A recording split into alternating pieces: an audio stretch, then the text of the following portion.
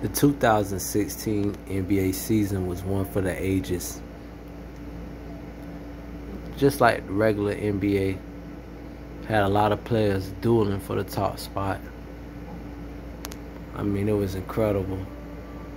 Guys were showing athleticism, taking the game to a level nobody never seen. And there was a Lakers GM. His name was Nat Turner. I'll get a little deeper about Nat Turner. But Nat Turner had ambition. He started his own team. And it took a lot of people who was trying to go against him. But eventually he was able to bring forth if I'm not mistaken, it's been a minute. I'm just telling this story now, but it was the new Manhattan Magic or something like that, or somewhere that he relocated his team in New York, I believe, in the Northeast. And he started with Victor Oladipo. You know, that was a NBA draft, and he was able to get Victor. Later on in free agency, he was able to get the King. Once he got the King, they was already balling and winning championships, but it went to another level. And Doris Burke that year, let me leave that alone. Anyway, Victor and Bron was handling their business. Like, you wouldn't believe, like, the athleticism and skill set these guys were showing. And Bron was in his later years, mind you. At this point in his career, he was like 37. This is 2024, so however old he'll be in 2024. And this stat lines he was putting up, 35, 5, and 2. Just getting it to dudes, man. Look who that is. We know that guy. We seen that picture before, right? When he was in Boston. It's my dog, though. But, yeah, he was giving it to guys. And so, it was incredible. East Rutherford Magic. That's what they were. The East Rutherford Magic. And they were balling. And that's when they won in 2024. That was LeBron's championship that he had missed out a lot on because the other teams he had to go against from that GM, Nat Turner, was just crazy. Nevertheless, Bron put up some stats. 23 minutes, 28 points. 28 points in 23 minutes. For that, from the year, I'll say, what is this? Because I know y'all can't really, you can make it out. Yeah, you see what the information reads. That's how he was balling. Nikola Vucevic was going ham too. They was winning MVPs and being past MVPs in the championship game. It was crazy. Man, you would have had to see it to believe it. All type of newcomers was coming. And so this is Nat Turner.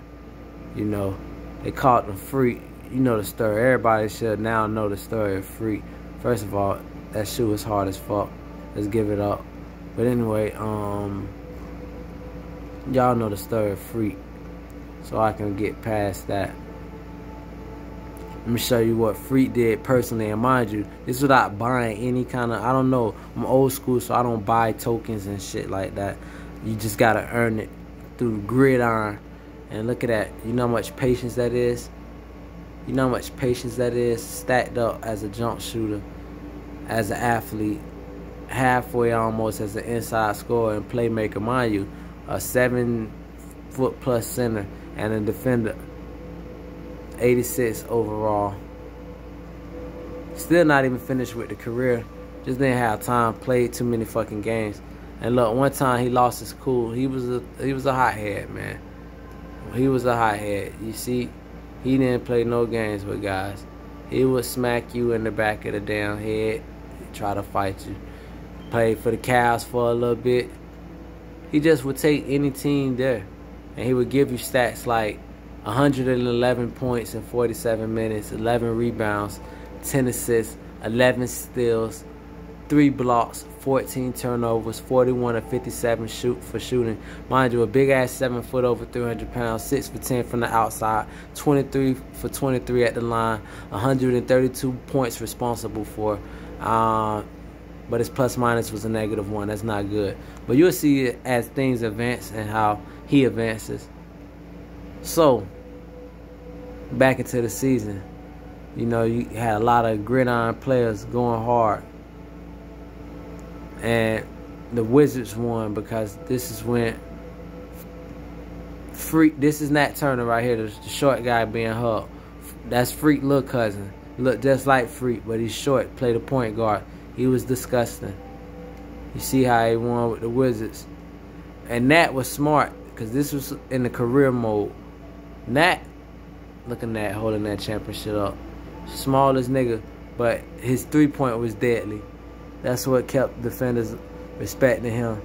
Look at Bradley Beal. That was an amazing team.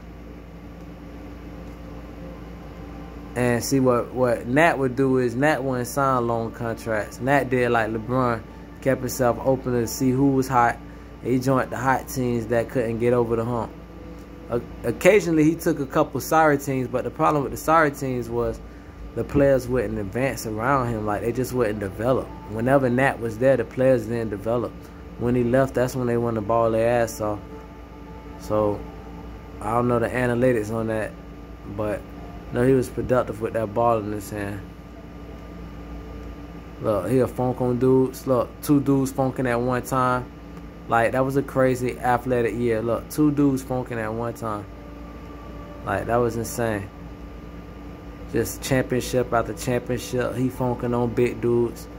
Taking dudes all up and through there. He just wasn't caring, man. Championship guy. 5'7", 160. You know, just handling his business, man. Like, fucking, he ended up all-time scorer. I think it'll eventually show his stats. Dwight Howard Jr., he was balling. That was his teammate. Dwight Howard Jr. was getting 35 points, 26 down there a game. That was kind of decent. He was averaging, mind you, at the age of 35, he averaging 31.5, 5 assists, 2.2, 1.3 blocks. Come on. Like, he giving it to guys. And so, Jason Richardson Jr. was balling too. That bitch was the man. And so he won one with Portland because he had a power forward. See, he was a point guard. He was a 5'7" point guard. He understood that the team can be his team, but it couldn't technically be his team in the crutch. So he always went, well, that was a dominant big man. You give him a dominant big man and a decent shooter, because he didn't, when he had guys that jump on the wings, so a lot of these threes, they sit on these wings, but they can't shoot from the outside.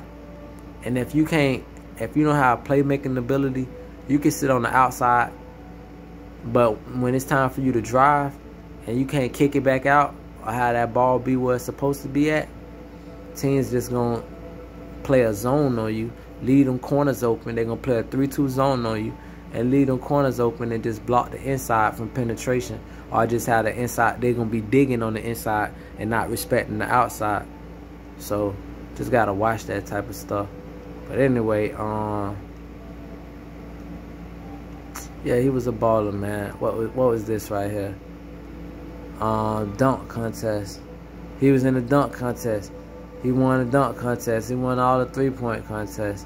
Like, he was literally, at that time, one of the greatest players. He broke the NBA all-time record. Look, 39,687. I think eventually he ended up with like 48,000 points. Look, that's when he was at 40,000 right there. 40,000 points. He was a monster. Of course, Kareem had still the field goals. Kevin Durant had the most three-pointers at 3,100. Karl Malone had the free throws still, 9,700, 80. Nobody never getting that. I don't give a fuck. Rebounds, nobody never getting that. Wilt Chamberlain still had that. John Stockton had that. Hakeem had the blocks. You can possibly get that. Steals, John Stockton had that. I got that before on something else. Minutes, it's going to be hard for anybody to ever get that. For real, for real. LeBron had that at 58,586. And then Karl Malone turnovers was like 4,500. And so Look at one of his other games. 101 points, 40 of 56. 3 rebounds, 5 assists. My bad, I'm fucking looking at the stat rather than looking through the phone. I apologize for the bad angle.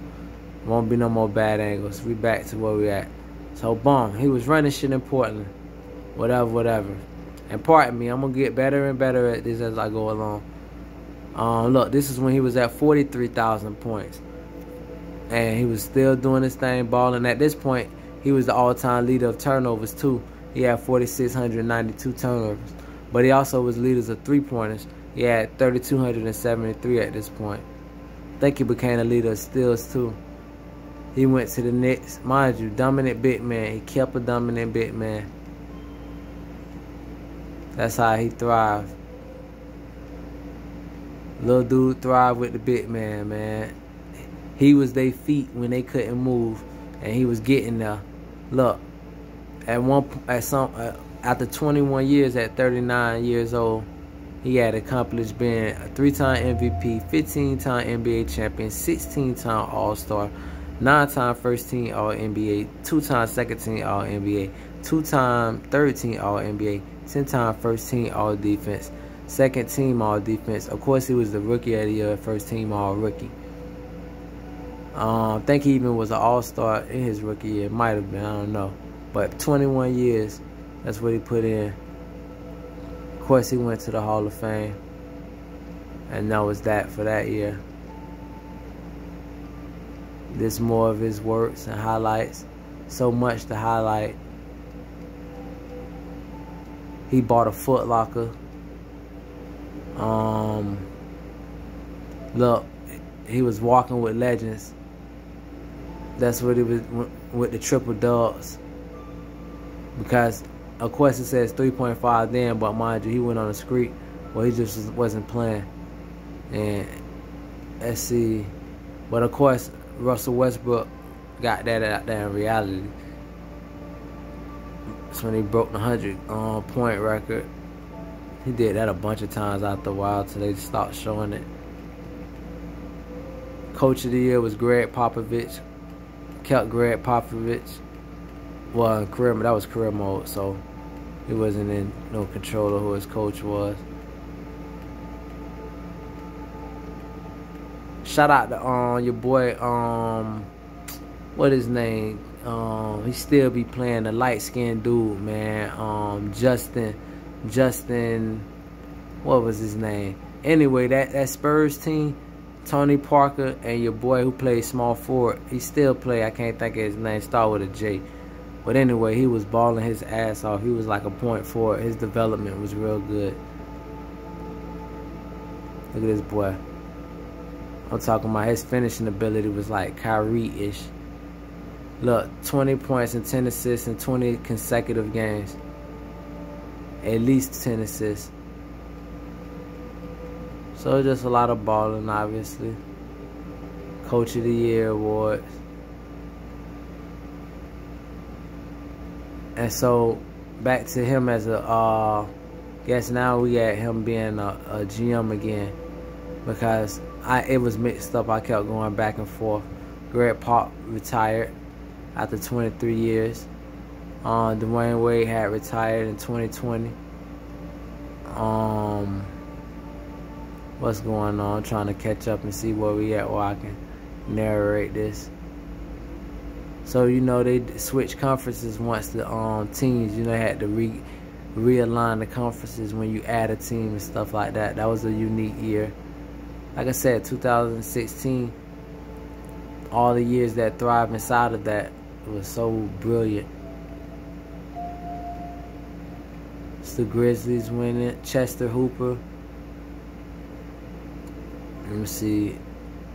Finals MVP. That's, mind you, this is Nat Turner's player, so Nat Turner isn't the one being the MVP no more, because these are the guys he balling with.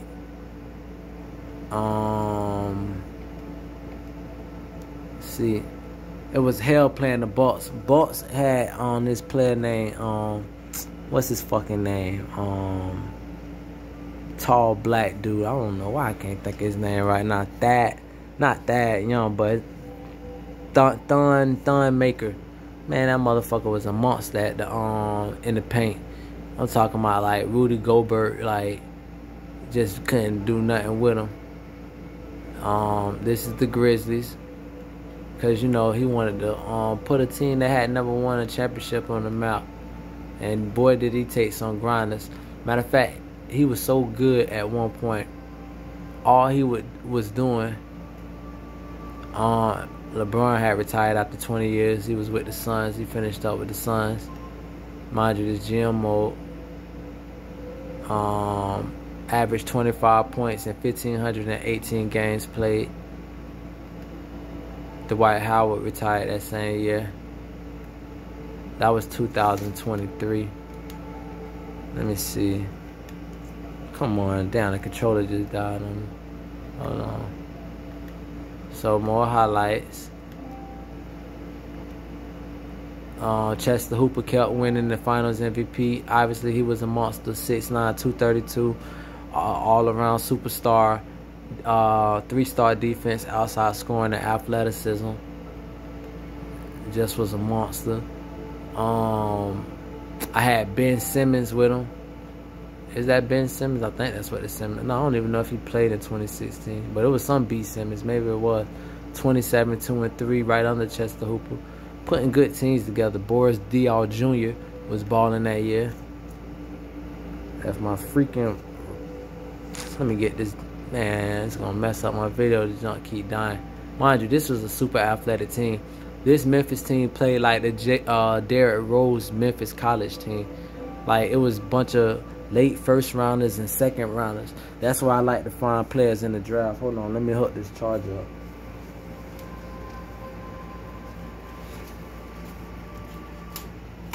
Fuck.